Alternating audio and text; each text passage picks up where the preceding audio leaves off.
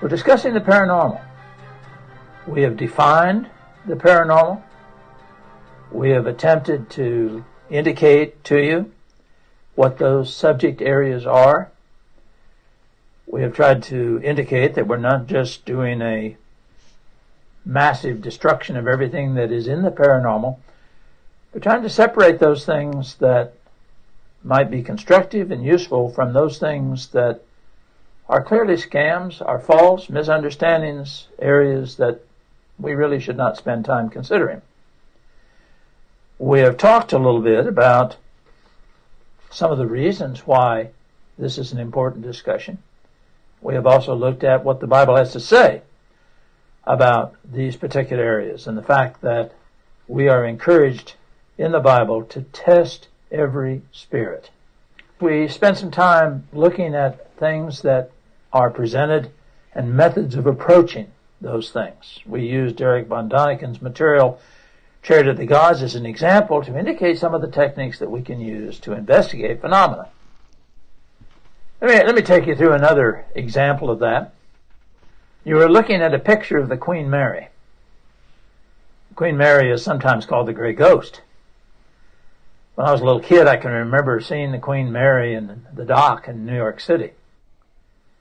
It was a major vehicle in World War II. It is now a tourist haven in California, near Long Beach, California. There's an interesting play being made on ghost.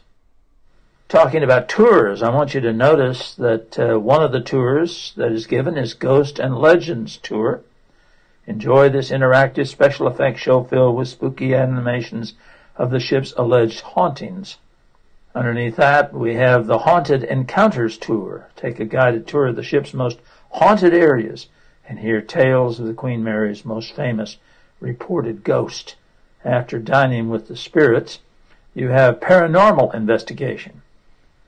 Learn the tricks of the trade using ghost hunting tools and go on a paranormal pursuit to communicate with the Queen Mary's spirits. And then under that, the Paranormal Shipwalk. Explore the reported hauntings of the Queen Mary on an evening paranormal tour. I'd like to tell you about my visit to the Queen Mary. Queen Mary's history has been one where there were a number of people killed. In one case, the Queen Mary ran across a boat and cut it in half, and most of the people on board the boat that was cut in half were killed. There have been some accidents in the ship itself where people were killed by steam lines and things of that type.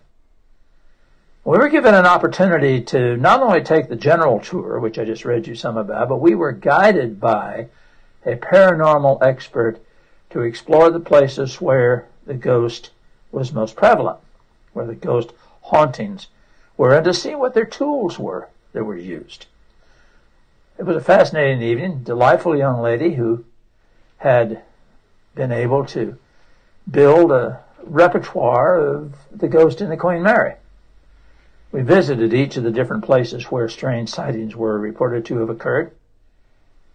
I don't have a ghost detection stick like she did exactly, but I've got something similar to that I fashioned here. I took a coat hanger and bent it. And what she had was some ball bearing pivots so that these wands could move. But the idea was she would hand this to somebody when we were in certain areas of the ship and have them hold it. And the idea was that if the ghost was present, the ghost would make something happen to the rods. The rods would move. In her case, there were some protrusions down here, some ball bearings up here, and they were drawn together. In our case, we could just say, okay, what happens if ghost, and she would call out to the ghost, "Ghost, would you move the rods?" So I could say, "Ghost, will you make this go down?" And we were there for the person holding this, which was one of the participants, was holding it for 15 or 20 minutes. And of course, what happens is that in 15 or 20 minutes, you lose your position, and then she would call attention, "Look, it's moved. Oh, the ghost has moved it." Now, are there natural explanations for that type of thing? How about fatigue?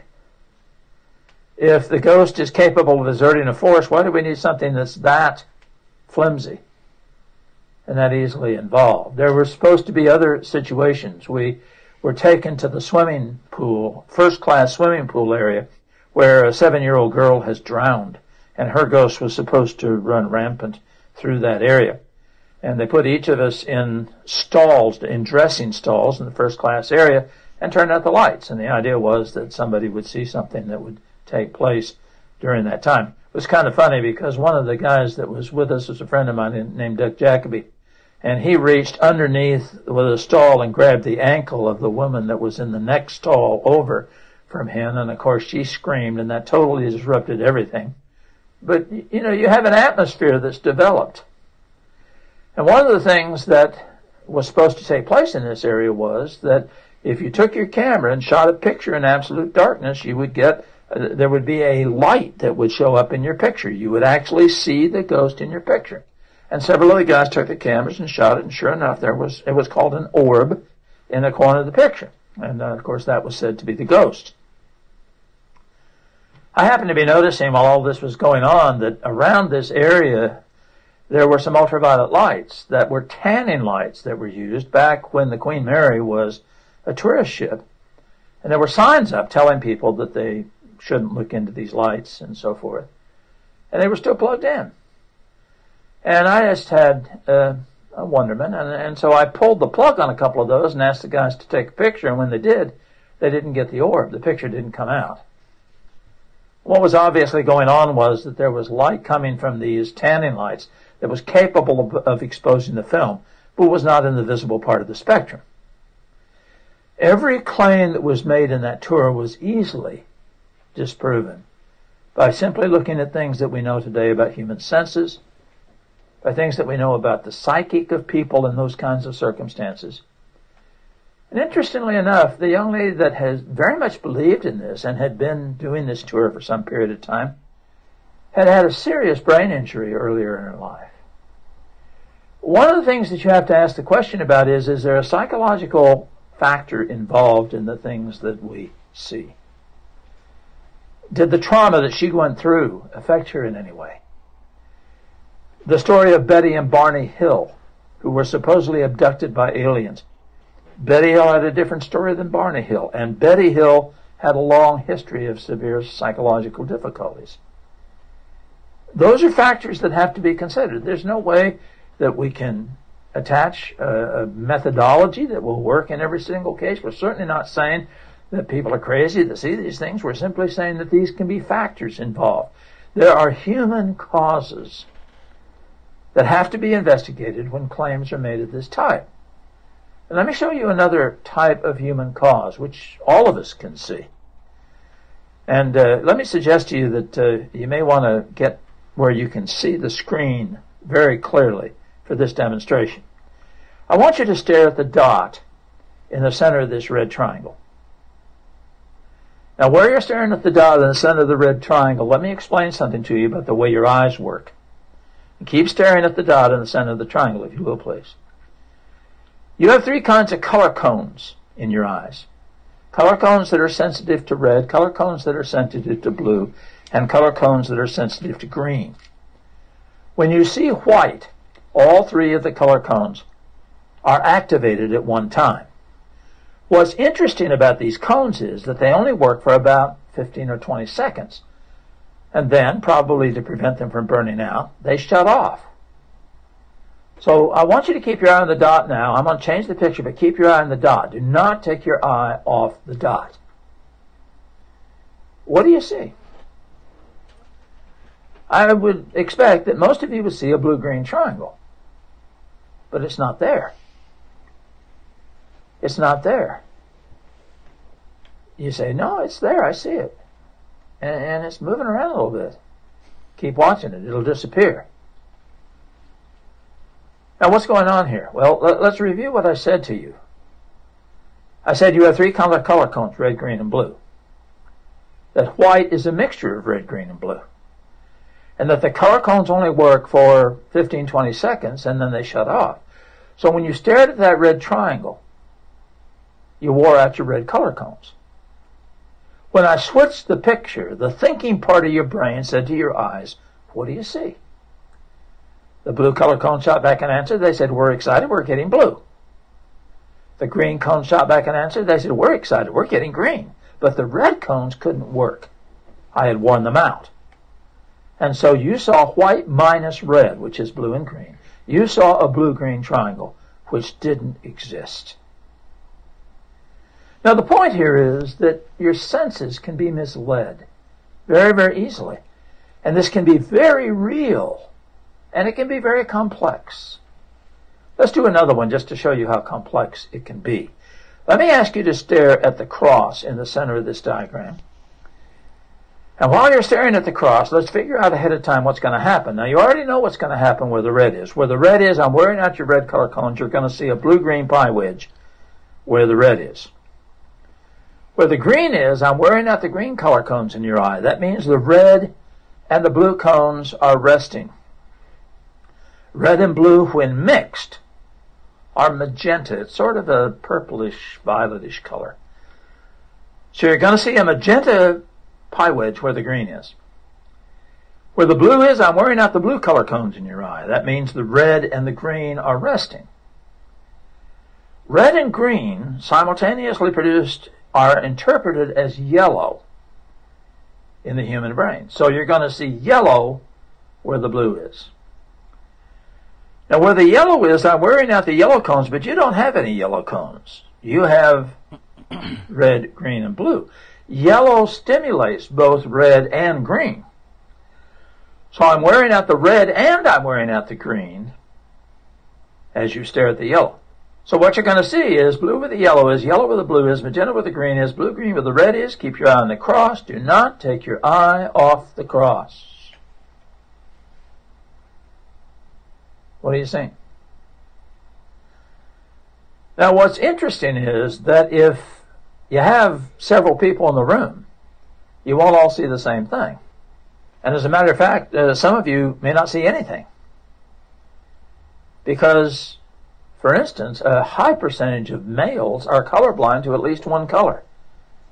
So some will see 4, and some will see 3, and some will see 2, and some will see 1, and some won't see anything if you've got a significant number of people. Many times in UFO sightings, not everybody sees the same thing. And what's also interesting is that as you keep staring at this screen as you see it now, the colors will disappear. You see, you're not going to see a blue-green triangle for the rest of your life or whatever, because the color cones gradually recover and they don't have the same sensitivity. This is a classic demonstration of what we mean by human sense problems. Now, if you want to have a little quick test of your color vision, you might look at this little color test and see what colors you see. And if you don't see any colors, you're totally colorblind. If you see numbers, then you're not colorblind, at least not to all colors, but you might discuss which ones you see, and I won't take time to explain that to you now. It isn't only the question of color vision. Environment can affect it. How are the two red circles different or the same size? Are these two blues the same or different shades of blue? This one, you know, people struggle with, and yet we painted the blues out of the same bucket of paint. What misleads you? And the answer is the background. The yellow makes you interpret the blue on the right-hand side too lightly. The black stripes cause you to interpret the blue on the left too darkly. I've often made the parallel. Why does not everybody understand the Bible the same way? And the answer is it's the same problem. Our background affects us in our interpretation of a lot of things, including color. There's a famous UFO sighting in Las Cruces, New Mexico, where this group of UFOs in the upper right-hand corner were seen moving towards you and to the right. It was so real that the Air Force scrambled jets. What you're looking at here is a dust storm, and moving in front of the dust storm, lenticular clouds. With a different background, the clouds look very different. And when they got to the mountain, it was obvious they were clouds. Sometimes people's imagination can run wild with them. Do you see an angel in this picture? Well, that can be a function of people's imagination. You can see lots of things in the clouds when you're looking at them. Do you see hands in this picture? And again, people's psychological set may affect how they interpret things of this type, but there are easy natural explanations to these things. Do you see God in the picture? See a man's head, his chest? Again, it's a demonstration of the same sort of thing. Sometimes people are misled by being given too much information. This is a famous UFO sighting. The story here was that a UFO came sweeping from upper right to lower left. As it came in Alaska, it set the trees on fire, flames and smoke everywhere. The UFO landed on the left-hand side. Two aliens that are just up and to the right from the UFO walked over and got water, got back in the spaceship and flew away. Well, look at it more carefully. Do you see anything else? If I tell you there are animals in the picture, does that help? What you have here is a double exposure of an Alaskan Mau dog and her puppies superimposed on a scenery picture. On the right-hand side, you'll notice the arrow here is her right hind leg, her tail curled up over her back. Her dog tags hanging around her neck, those are the two aliens. Her nose and mouth eating out of a metal dish. And to the right of the dish, one of her puppies' muzzles. They went to the guy that took the picture and claimed it was a UFO and asked him if he had any Maumos, and he said, well, yes, he did. And they said, well, did you ever take a picture of it? He said, yeah, I was on the same roll of film as the UFO picture, but it didn't come out.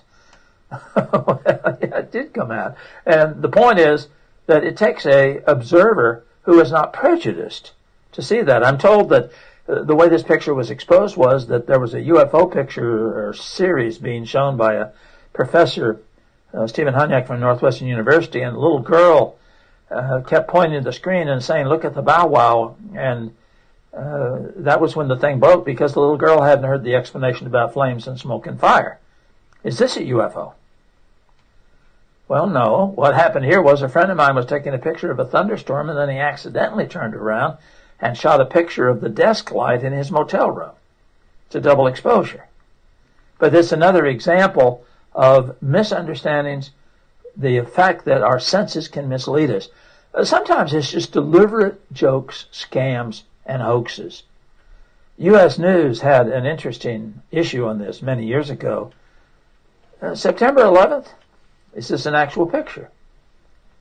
Well, obviously not, but in our day of computers and people's ability to manipulate pictures, you can do all kinds of things. And some of them are entertaining, and some of them are quite serious, because we have had misleading pictures shown of how many people were on the moon, how many real estate bargains have been struck from pictures that were misleading. There have been scams. Roswell, New Mexico is perhaps the classic example of a way of getting massive publicity. The Roswell thing claimed that aliens were found in a spaceship that crashed in New Mexico. And this picture was circulated. What this is a wax museum in England. There was a film at one point from the Roswell thing that was supposed to be a dissection of the aliens by the Air Force at Wright-Patterson Air Force Base in Dayton, Ohio. And they had all these pictures of them taking the alien apart. The problem was this event occurred in the 80s, and that hazmat suit was much later than that. The phone was much later than that. The retractor was much later than that. And we know now this was a scam. It's easy to have scams. It's easy to be misled. It's easy to have difficulties because people have found it's a good way to make money and get attention. Sometimes it's just observation problems, just not recognizing things. Is this a UFO? People called the police saying it was. It was changing color, it was moving around. But what you're looking at is the planet Venus, looking through a lot of haze and smoke and pollution which changed the color and caused the position to change. Are these two spacecraft going up in the air over Ann Arbor, Michigan? No, it's a time exposure of the moon on the right, a crescent moon, and Venus on the left. Are these alien lights in California moving to the right and up and down? This picture was taken in Bishop, California. I took the picture. There was an earthquake going on at the time, and these are called quake lights. And there have been studies showing the correlation between earthquake activity and UFO sightings.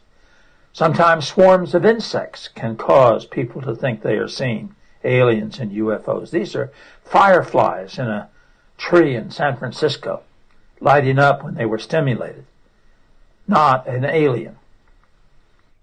Is this a UFO? Looks like the old movie Close Encounters of the Third Kind.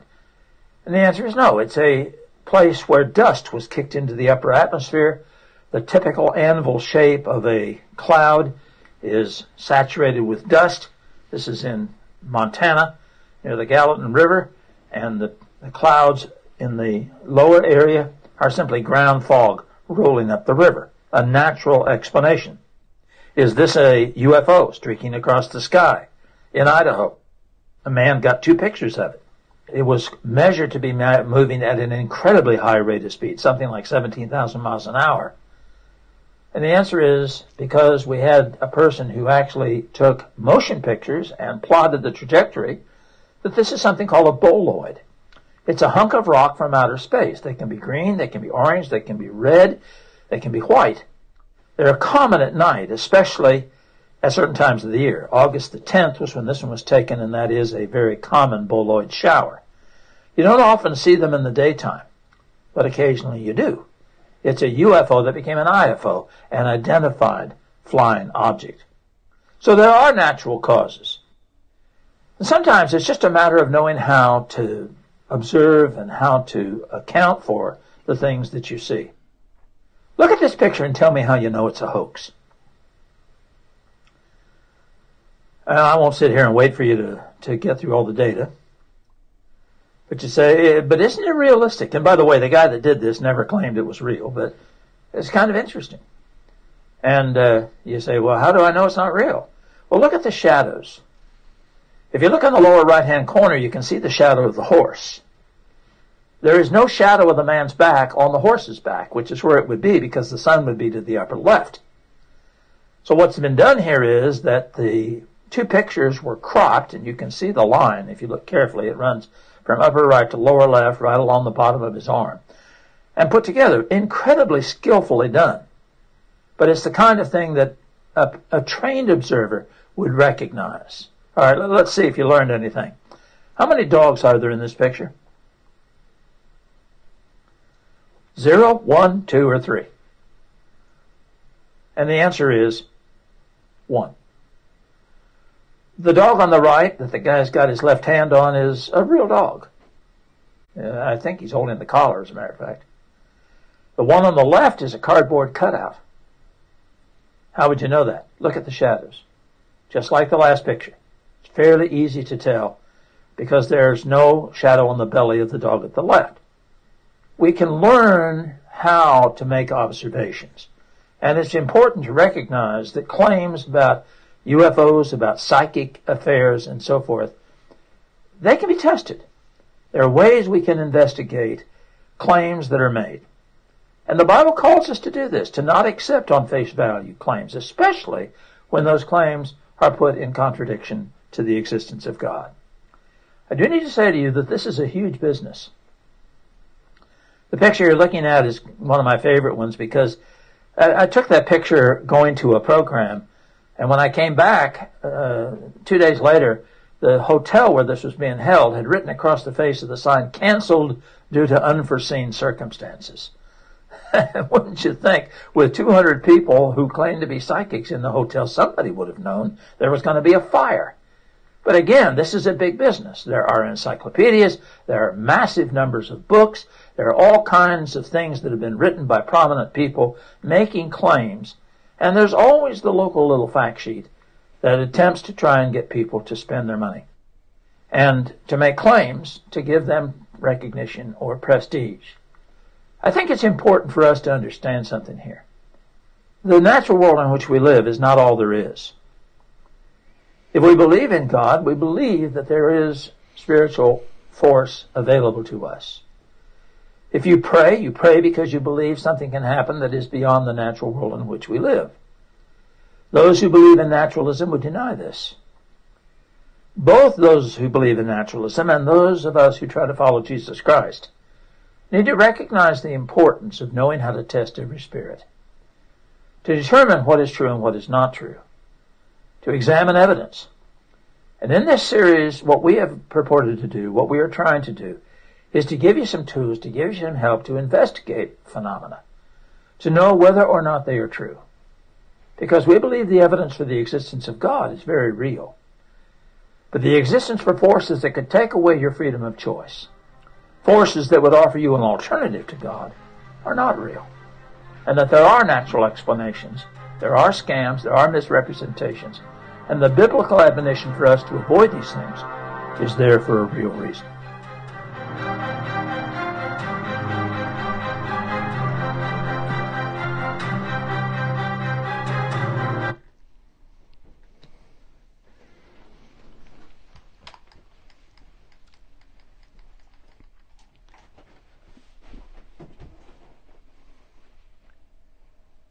You know, there is a common statement that sometimes you will hear, well, who are you going to believe, me or your lying eyes?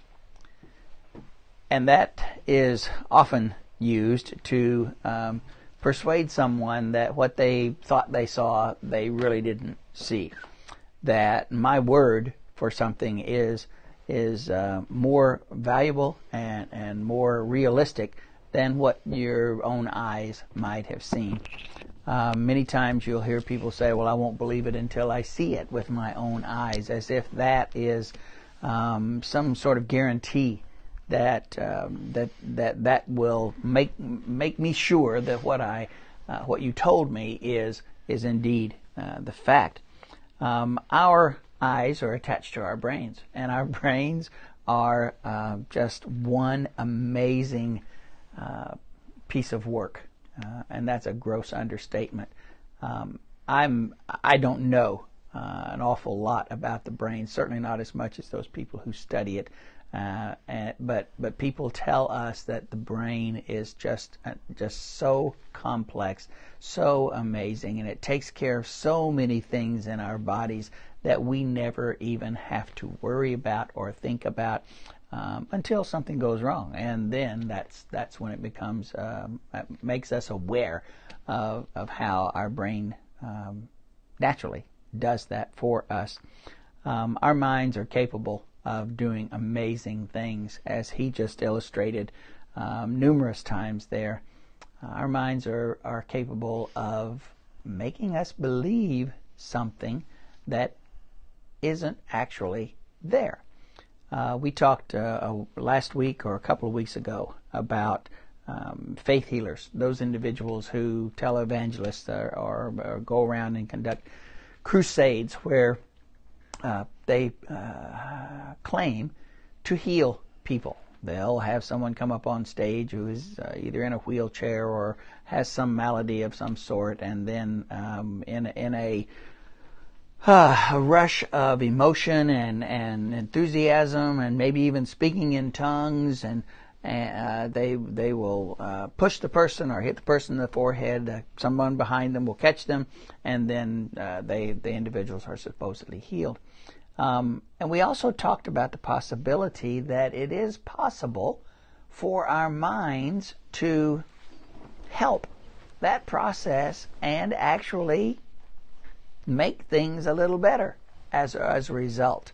Our minds can be predisposed to believing that a situation like that is real. And so when the circumstance presents itself and all the emotions are high and the adrenaline is flowing, that if we actually believe the person heals us and our condition, whatever it is, which is not truly and solely physical, maybe some little bit of improvement, or maybe in our minds, if it is a mental condition, can actually improve our physical outcome there. Our minds are an amazing organ, and it is able to make us see things that are not there.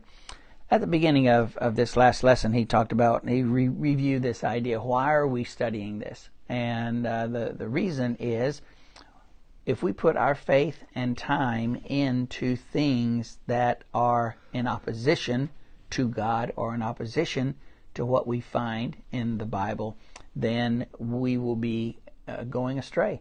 We will not be placing our faith in God and His Word. And so that's why he is spending 4 full lessons on this idea of the paranormal and demons and ghosts and things of that sort. The point he makes there is that when people claim paranormal activity which is above and beyond normal, as we said last week, I believe, the natural order, where we expect things to take place. Levitation of something is against the natural order. We understand gravity, but if something lifts up off a table, a body, a fork, or whatever it is, that's unnatural. That's outside the norm, or outside the normal, or paranormal.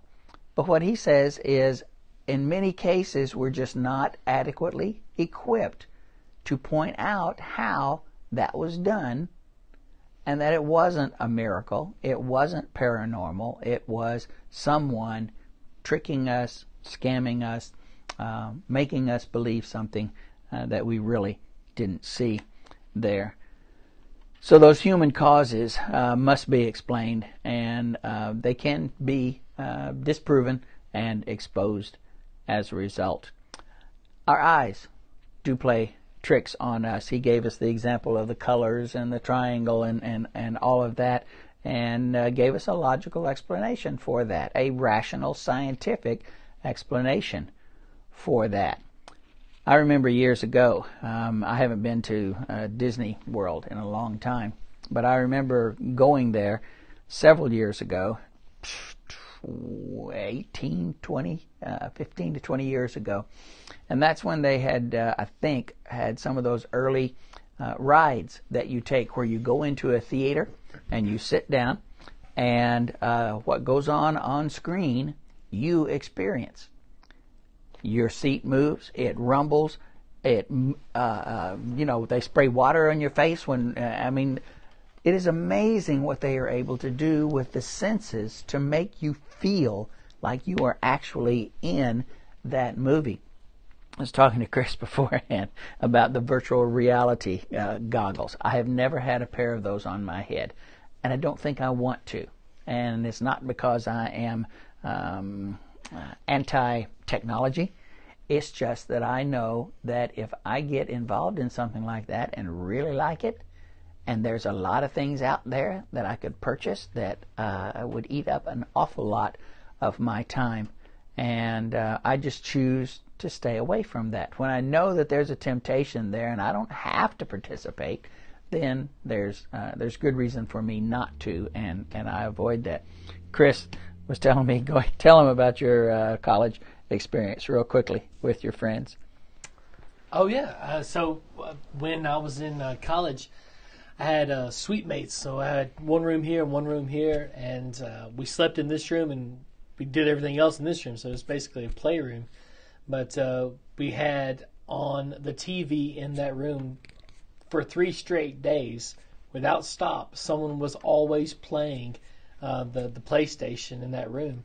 It's kind of crazy. You get addicted to that stuff, and you just can't stop thinking about it. And you'd hand the controller off to the next guy, and you'd go get food or whatever. But for 72 hours, there was always someone in there playing that game, and I don't know. You just kind of get addicted to it. It's weird.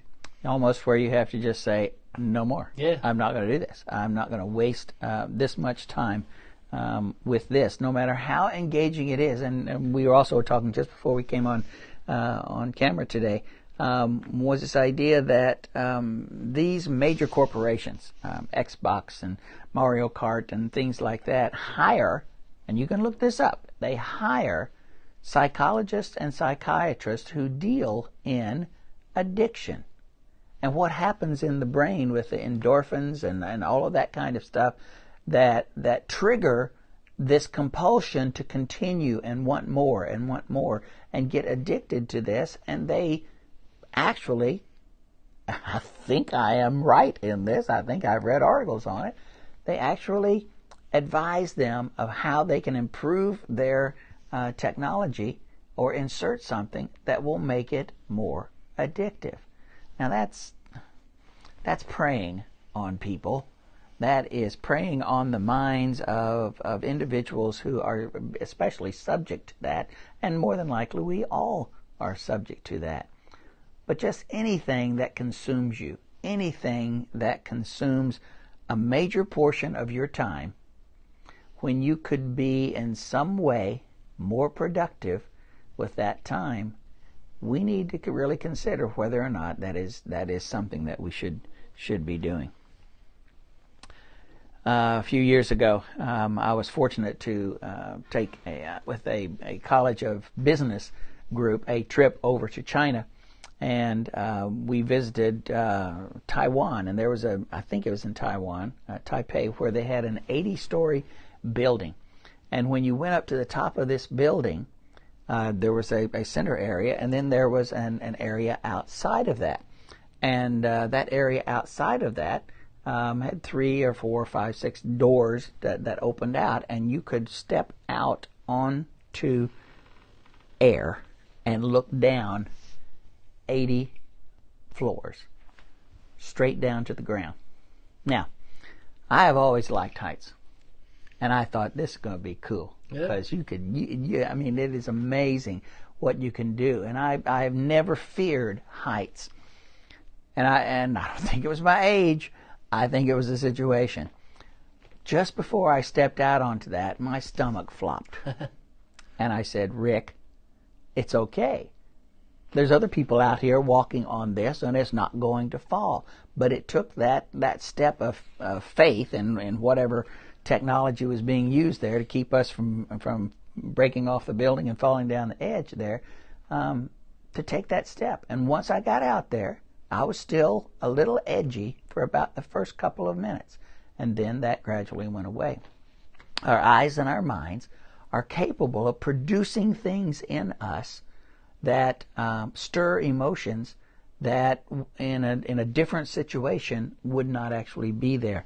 I talked about the idea in the faith healing situation, and he talked about the background of what we see is important. The circumstances, the environment. We as human beings can become predisposed toward some sort of reaction simply based on, or at least helped by, the background and the circumstances around us. There have been those who have talked about their experiences in Pentecostal situations where tongues were spoken, and we're not going to get into a long discussion about tongues, but that is paranormal. That is not normal. Those who are claiming to speak in tongues would say the Spirit, the Holy Spirit, is moving them to do this.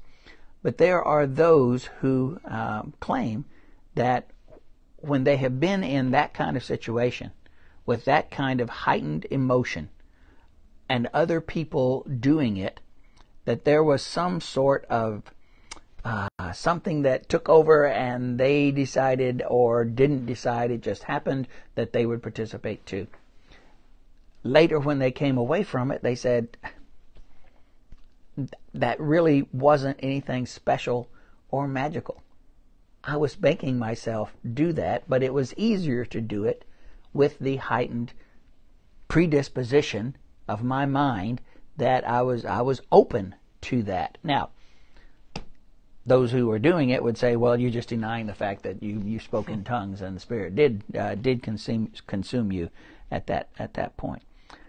We're at a time in our season where haunted houses normally would be taking place, and I guess some will still be doing it, even with COVID out there. But I don't like to go in those either. But there are people who do. There are people who like to be scared, and the predisposition of assuming that something is going to happen heightens the reality once maybe even a lower level of that occurs. And so our minds are able to see things and enhance things in ways that that aren't real, and make us see things that are not there. Just before we came a while ago, I was looking. You've seen it nowadays. I think it's called a motor, where the guy has a motorcycle on the bottom part of his body and a man on the top.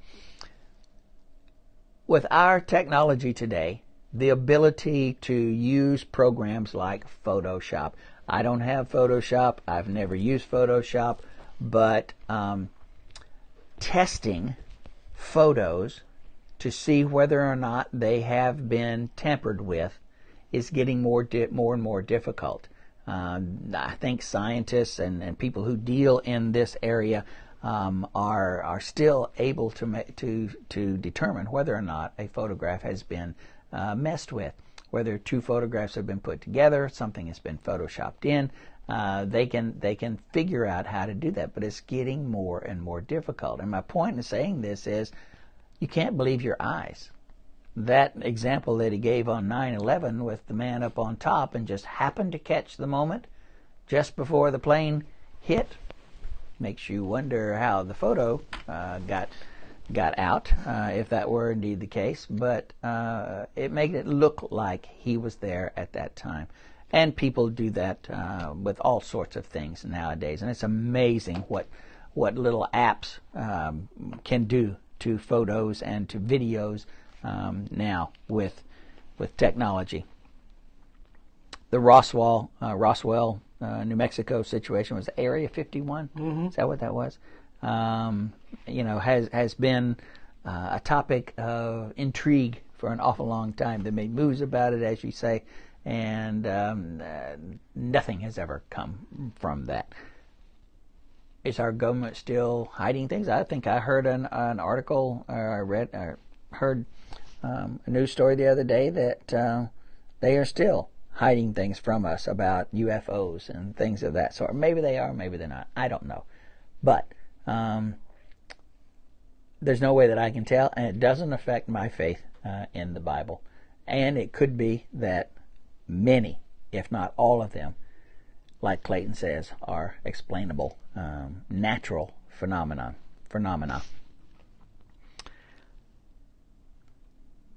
Did you want to say anything? Have any points that you wanted to offer? I've been talking an awful lot here.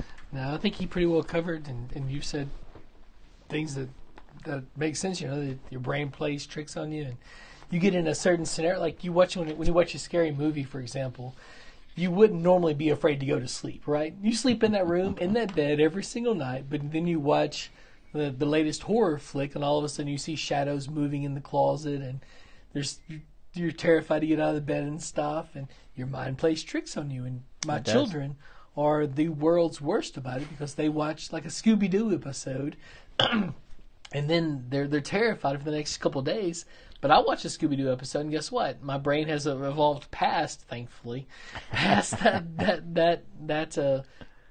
maybe that level of creativity or that level of moldability. It doesn't scare me, right? Yeah. But our brains are incredibly powerful little mechanisms that can sometimes betray us if we get put in the right scenario, in the right thinking. You see what you want to see. So it's kind of interesting. We're going to close with this. We're going to finish a little bit early today, simply because I didn't have enough other stuff to talk about here. But I'm going to refer to, and I didn't look up the passage. Jesus, I think, quotes Isaiah, and it could be another prophet when he says about the tendency of the Jewish elite at that time. Here you have God sending his Son in the fullness of time. And in that phrase, the fullness of time, if you've ever studied that, it was the perfect time to send his Son. And there were a lot of things that were going on at that time, that had occurred at that time, that it made it perfect for Jesus to be sent to Israel and the rest of the world at that time.